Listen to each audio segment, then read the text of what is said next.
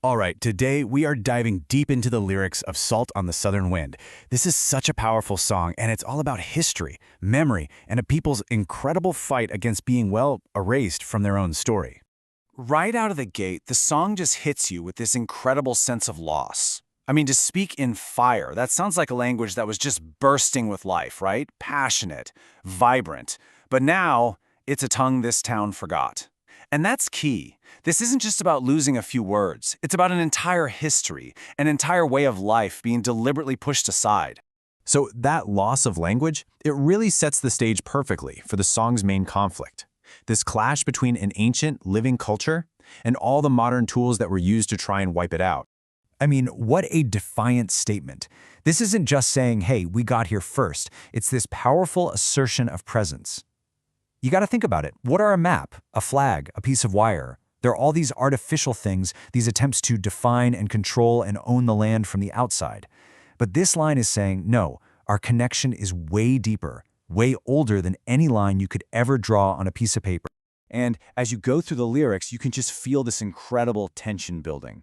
On one side, you've got the official story, the written record. And on the other, you've got a living history, one that's felt, one that's remembered, one that literally exists in the land itself. Yeah, this slide just lays it out so clearly. Look at these two columns. On the left, you have the tools of erasure. These are all man-made instruments of control: maps, files, ink. But look at the right side, the evidence of presence. It's elemental, it's organic, it's dreaming, the wind, songs, even the bones buried in the earth. The song says it best, you just can't drown a dreaming people in a tide of ink. It's impossible. So that tide of ink, that wasn't just some poetic metaphor. The lyrics go on to detail exactly how this erasure was an active and really systematic process. Man, the imagery here is it's haunting. A mission house isn't some place of salvation, it's an empty shell. And then you get those details. The children's names carved in the wood, the teeth marks on their lips. It just paints this picture of pain, of forced silence, of kids desperately trying to hold on to their identity while it's being ripped away from them. The song lays out the brutal game plan. It's almost like a three-step instruction manual for cultural destruction. First, you teach submission, taught to kneel. Then you teach erasure, taught to vanish. And the final blow, you teach shame. You teach them that their own stories, the very thing that makes them who they are a sin. But right here, the song makes a powerful turn. It says, you know what? Man-made records can be burned, they can be rewritten, but there's a deeper, more permanent archive, and that's the land itself.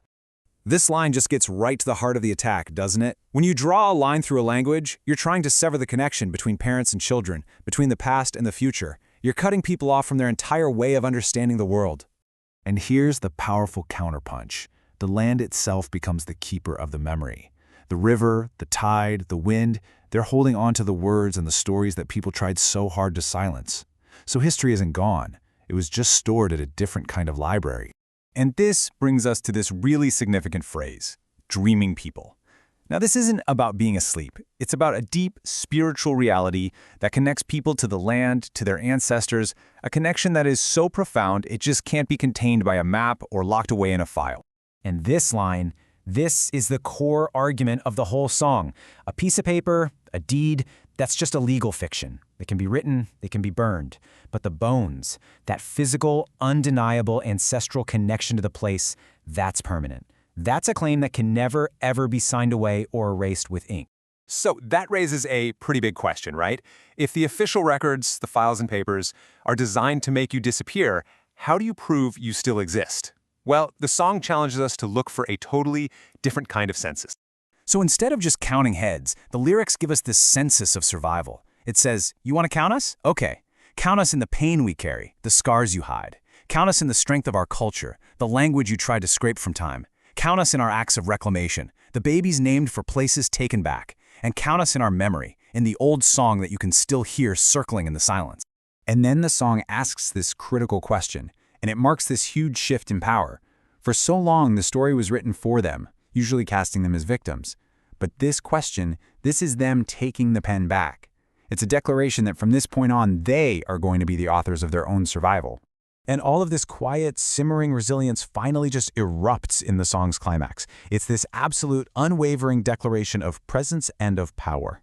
This is it. This is the ultimate statement. It's not just "we survived," past tense. It's "we are still here," present tense. And that image, breathing under all their stone, wow, that speaks to a life force so strong that it persists, even under the crushing weight of colonization. And then the chant begins. This first time, it establishes the theme. It's not a point of negotiation. It's just an absolute, unshakable truth. The second time it comes around, it feels stronger, doesn't it? It builds on that power. It turns a statement into a collective promise. You can feel the conviction just growing. And by this final emphatic declaration, it's not a statement anymore. It's an undeniable anthem. It's a roar of sovereignty. It's a line drawn not with ink, not on a map, but in the collective will of a people. So in the end, the song completely redefines what history even is. It shows us that real history isn't something you find in a dusty old file or on a faded map. It's a living thing. It's carried in a song, it's remembered in the landscape, and it's passed down from one generation to the next. And that means storytelling itself becomes the ultimate act of survival. And that really brings us to the final, crucial question this song leaves us with. It kind of pushes us to listen a little more closely to the world around us and to ask ourselves, what stories does the land around you remember?